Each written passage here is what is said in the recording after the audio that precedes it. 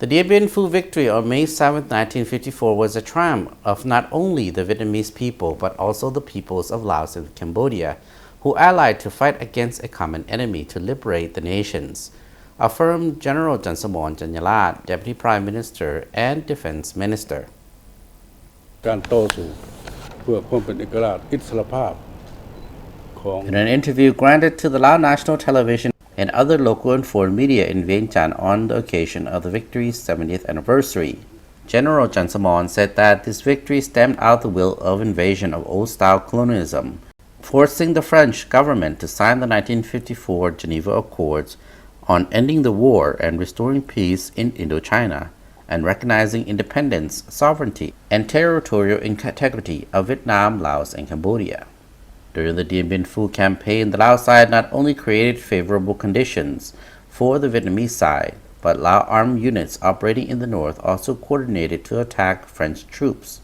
in the border areas of the two countries and inside Lao territory, thus contributing to the victory of Dien Bien Phu. กองทัพสองประเทศของเราได้สืบต่อในการเสริมขยายมุ่นเสือ For Laos, this triumph is important to the Laos-Vietnam Special Solidarity and Combatant Alliance, and also a result of coordination and mutual support to defeat a common enemy. ได้ร่วมในสมัยสงครามได้ร่วมสุขร่วมทุกข์ร่วมคุ้มครองสลบอันเดียวกัน According to the Deputy Prime Minister and Defense Minister, after the Geneva Accords, new-style imperialism jumped in to substitute old-style colonialism by invading Laos and Vietnam. Vietnamese volunteers and experts continue to unite and stand side by side with Lao officers, soldiers, and people to fight and shatter the invasion ambition of the imperialists and their henchmen, winning many victories in the campaign of Bung Nam Tha Province 1962, Nam Bak 1968, Muang Sui, Cu Kiet, and Lam Sơn 719, 1971, and Sing Quang, Plain of Jars. To support Vietnamese soldiers in completing the historic mission of liberating the South and reuniting the country, the Lao People's Revolutionary Party also created favorable conditions to open the Ho Chi Minh Trail through Laos to transport personnel and military supplies for many years, thereby making an important contribution to the common victory of the two peoples of Laos and Vietnam. On April 30, 1975, the south of Vietnam was completely liberated.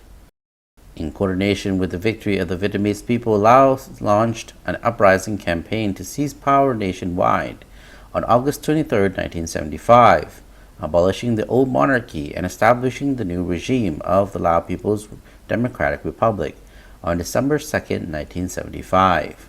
พื้นฐานป้องกันชาติการก่อสร้างพื้นฐานคุ้มเขตทางด้านเศรษฐกิจป้องกันชาติ General Chansamone Chanyalath, Deputy Prime Minister and Defense Minister, went on to say that in the context of complex and unpredictable changes in the international and regional situations, the two countries need to strengthen and deepen their great friendship, special solidarity, and comprehensive cooperation. It is recorded that Dien Bien Phu victory over French colonialism on May 7,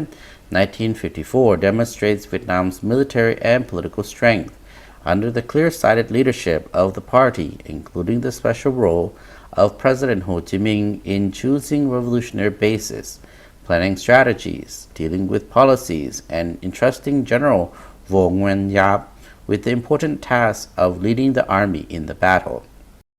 In an exchange with a foreign politician during his lifetime, General Vo Nguyen Giap contributed to the Dien Bien Phu victory first to contributions of President Ho, a genius strategist of the Vietnamese People's Armed Forces.